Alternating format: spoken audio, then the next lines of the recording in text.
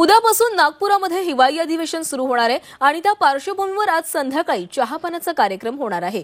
या अधिवेशनात विरोधी पक्षनेता ठरणार असल्याची देखील सूत्रांची माहिती आहे। महायुतीची पत्रकार परिषद देखील आज पार पडणार आहे। तर उद्यापासून नागपूरमध्ये हिवाळी अधिवेशन सुरू होतोय आणि त्याच्या आधी आज संध्याकाळी चहापानाचा कार्यक्रम आयोजित करण्यात आलेला आहे। विरोधकांना देखील या चहापानाचं निमंत्रण दिलं जातं, मात्र विरोधक या चहापानाच्या कार्यक्रमासाठी उपस्थित राहणार की बहिष्कार टाकणार याकडे लक्ष लागलेलं आहे आणि या चहापानानंतर आज महायुतीची पत्रकार परिषद देखील पार पडणार आहे।